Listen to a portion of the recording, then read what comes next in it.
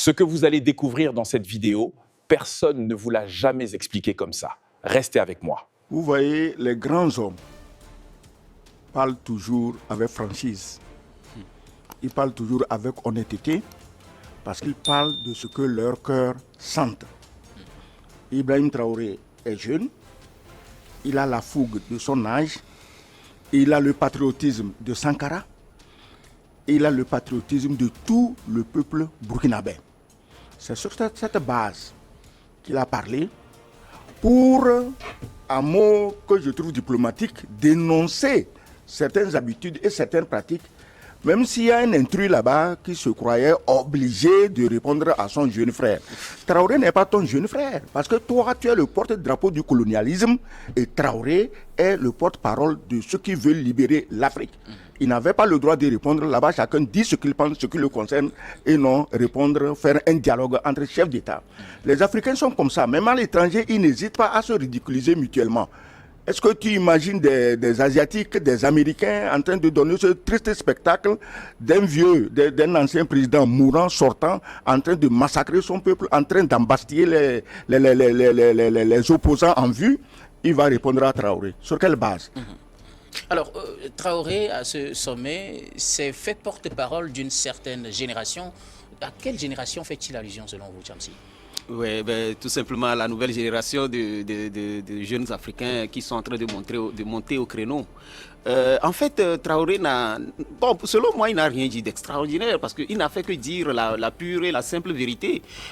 Qui aujourd'hui ne sait pas que nos chefs d'État dansent quand les impérialistes tirent les ficelles? Qui ne le sait pas? Qui ne sait pas aujourd'hui que les présidents africains s'en vont mendier partout dans le monde entier, de quoi, je ne sais même pas, détourner même, parce que quand ils s'en vont mendier les financements, c'est pour les détourner après.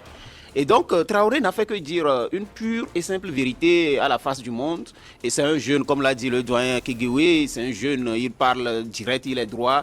Et il a hérité cela de notre cher Thomas Sankara, qui est parti trop tôt. Je pense qu'il s'est réincarné en ce jeune président, qui ne fait que la fierté de la jeunesse africaine.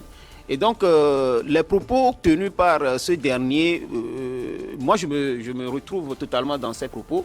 Je crois qu'il y a eu un travail quand même que les panafricanistes ont eu à faire pendant des années. Ce travail est déjà en train de payer. Parce qu'avant, il y a beaucoup qui avaient les yeux fermés, qui pensaient que les choses devraient être comme l'Occident le voudrait. Et donc, ce n'était pas possible de sortir des arcanes ou bien des voies tracées par l'Occident. Il faut faire tout comme l'Occident le veut, sinon. Donc, il y a cette peur-là qui habitait beaucoup. Mais avec la prise de parole, les médias, avec la contribution de New World TV et tant d'autres, on a démontré à la face du monde que nous étions sur une mauvaise base. Et donc, il fallait réfléchir autrement. Et la jeunesse aujourd'hui réfléchit autrement. Donc Traoré n'a fait que donner le ton. C'est déjà donné, hein, mais je crois que les bonnes choses attendent encore. Ceux qui sont étonnés des propos de Traoré n'ont qu'à se préparer parce qu'ils en auront beaucoup plus. On risque peut-être d'en avoir plus. Traoré qui s'est montré, comme je le disais, porte-parole d'une certaine jeunesse, mais cette jeunesse-là dont il s'est fait porte-parole, il incarne aussi au même moment un certain Thomas Sankara à un sommet de l'Union africaine. Que dites-vous des propos tenus par Traoré et surtout de la réaction maintenant de Macky Sall? Non, allons à la réaction de Macky Sall. Quand Traoré parle de mendiant, Macky Sall réagit. Quelque part, il a raison, parce que c'est lui le mendiant en chef que les Européens ont envoyé mendier le blé chez les Russes.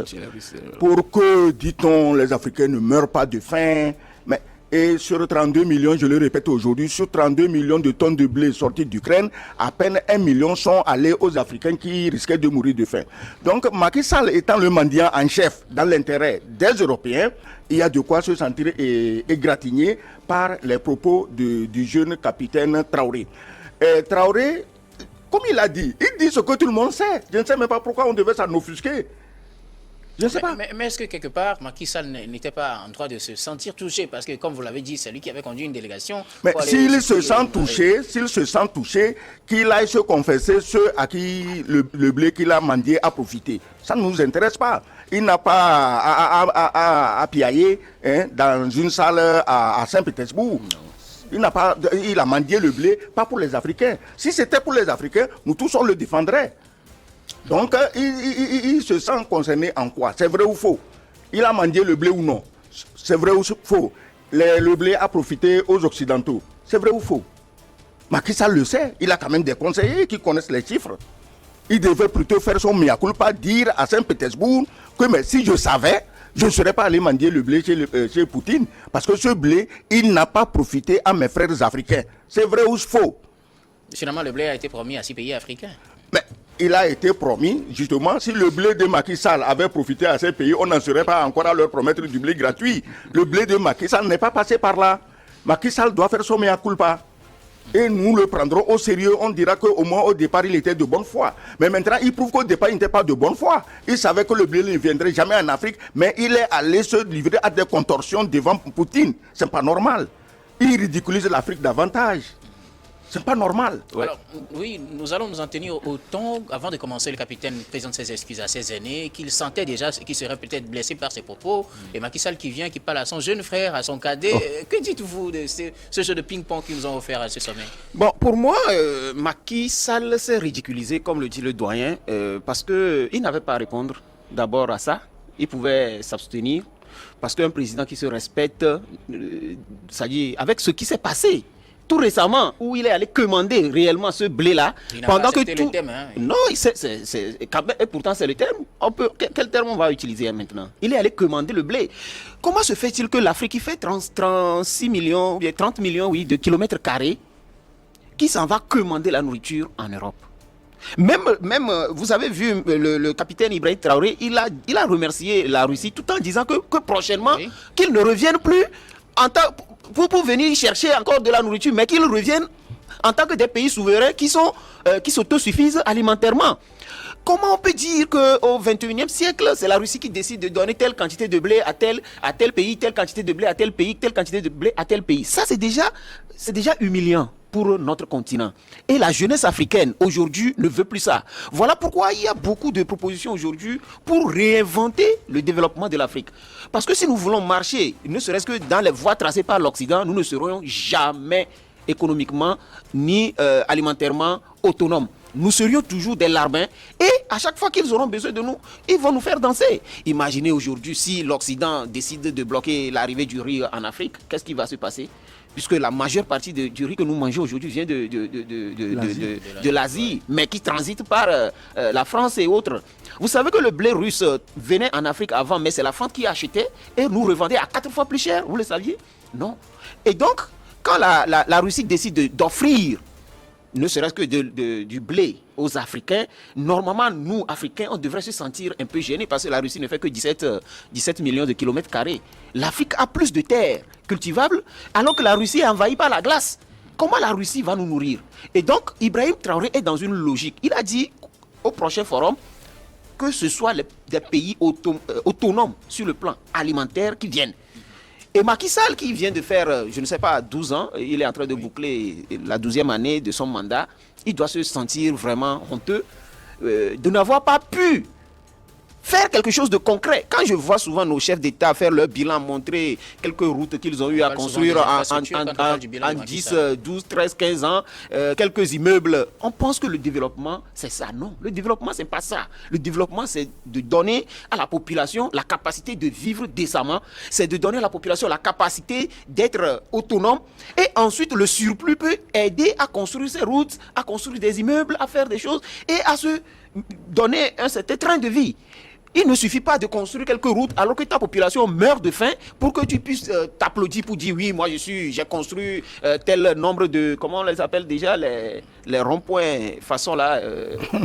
Les échangeurs, voilà, c'est ça même, c'est ça qui est à la mode. On prend des photos et puis on montre à la télé, on a construit. On ne mange pas les échangeurs. Voilà. Donc, oui, ils sont quand même nécessaires. Ils sont quand même nécessaires, les échangeurs. Tant de développement selon lesquels il faut que l'agriculture nous autosuffise et dégage des surplus pour mieux construire. Je suis tout à fait d'accord. Mais en attendant, les échangeurs, les routes sont importants parce que sans ça, l'agriculture elle-même devient compliquée. Parce qu'il faut...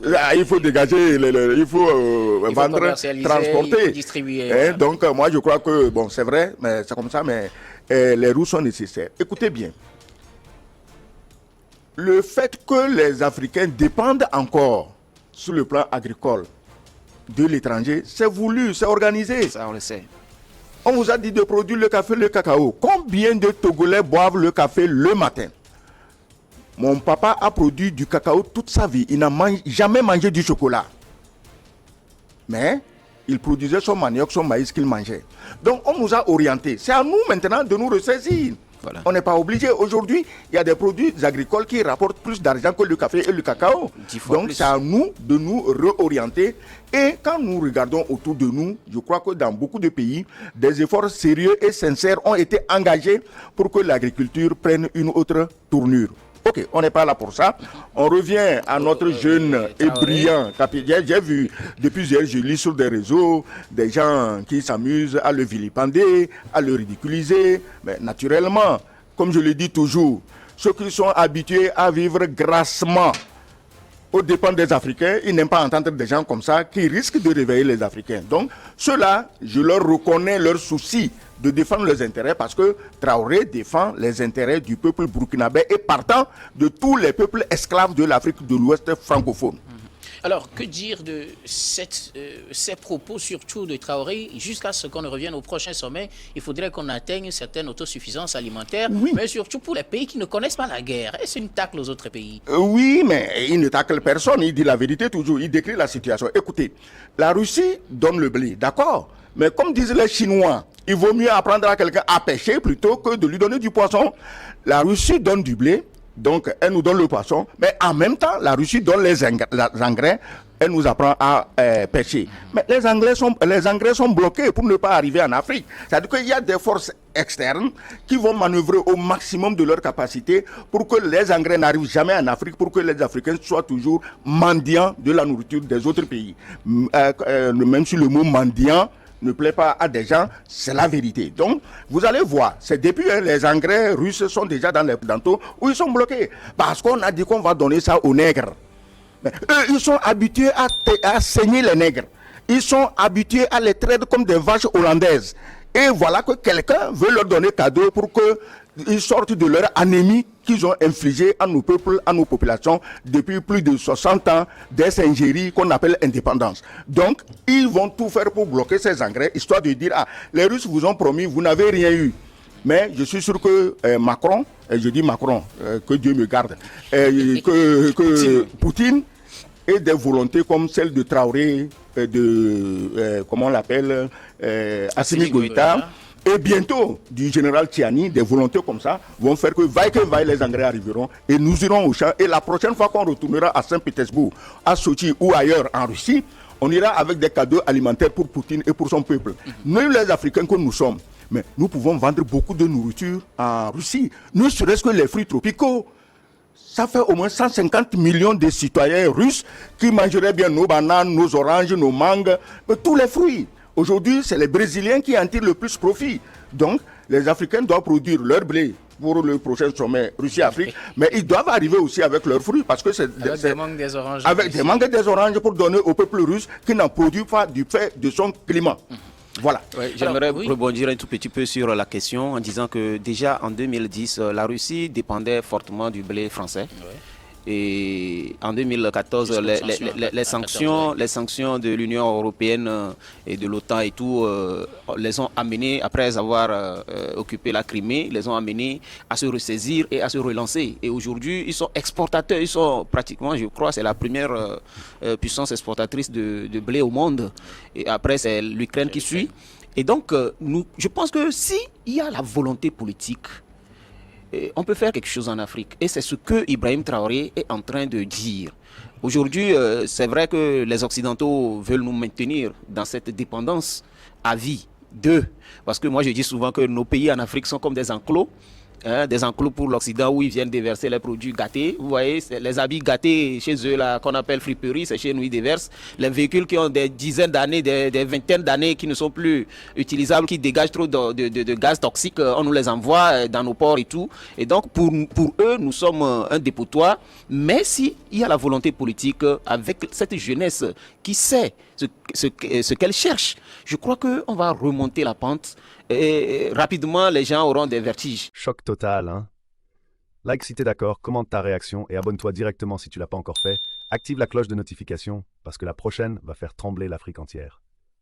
Info pointu, on lâche rien. À demain pour la suite.